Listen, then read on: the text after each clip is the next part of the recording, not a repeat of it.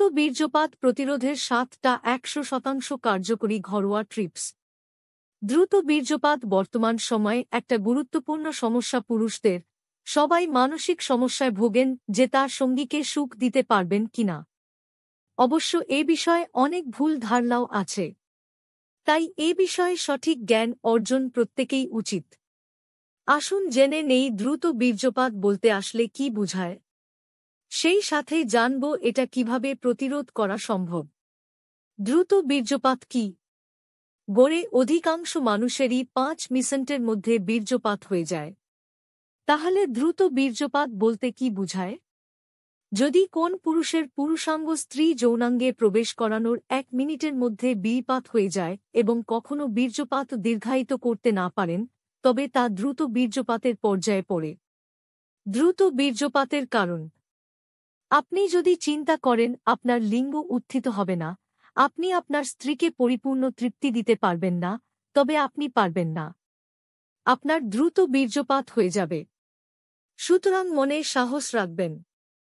স্বামী স্ত্রীর সম্পর্কে অবনতি হলেও দ্রুত বীর্যপাত হতে পারে। মনোবিজ্ঞানীদের মতে, পূর্বের কোন অবৈধ যৌন মিলন নিয়ে আপনার মনে অপরাধ বোধ হলেও এ ধরনের ঘটনা ঘটতে পারে। তাই অবৈধ যৌন মিলন এড়িয়ে চলুন। দ্রুত বীর্যপাতের কুফল বা ফলাফল কি? বারবার দ্রুত বীর্যপাতের ফলে পুরুষ হতাশাগ্রস্ত হয়ে যায়। স্ত্রীর সামনে লজ্জিত হতে হয়। মেজাজ খিটখিটে হয়ে যায়।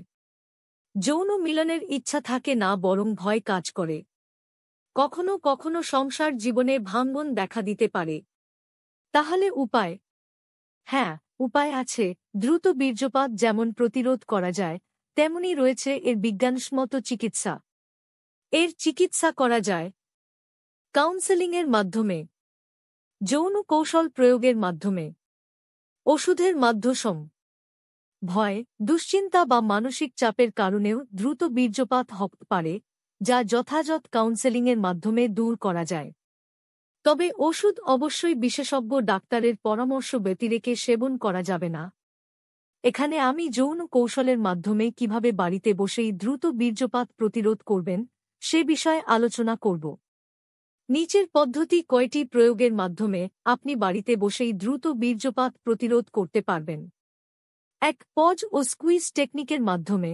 এ পদ্ধতিতে যৌন মিলনের সময় আপনার যখন মনে হবে বীর্যপাত হবে, তখন আপনি যৌন মিলন বন্ধ করে দিবেন, প্রয়োজনে লিঙ্গ যৌনিদ্বার হতে বের করবেন এবং আপনার সঙ্গীকে বলবেন আপনার লিঙ্গের মুন্ডি ও দেহের সংযোগস্থলে চেপে ধরতে, অথবা আপনি নিজেও চেপে ধরতে পারেন।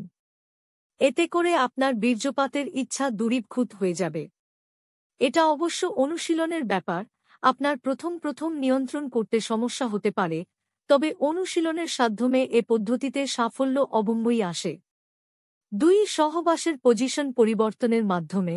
এ পদ্ধতিতে আপনার বীর্যপাতের সম্ভাবনা তৈরি হলে আপনি আপনার সঙ্গীকে উপরে উঠে সহবাস করতে বলবেন, এতে আপনি আপনার বীর্যপাতকে দীর্ঘায়িত করতে পারবেন।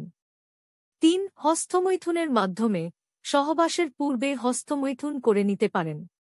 এ কথা শুনে অনেকেই অবাক হবেন, বলবেন, হস্তমৈথুন এটা তো ক্ষতিকর। না, এটা তেমন ক্ষতিকর নয়, বরং যৌন মিলনের একটা পর্যায়।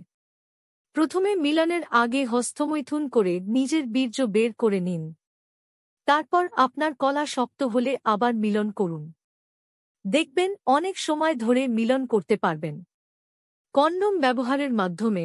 অবশ্যই মোটা কন্ডোম ব্যবহার করবেন, যা আপনার অনুভূতিকে কমিয়ে দিবে।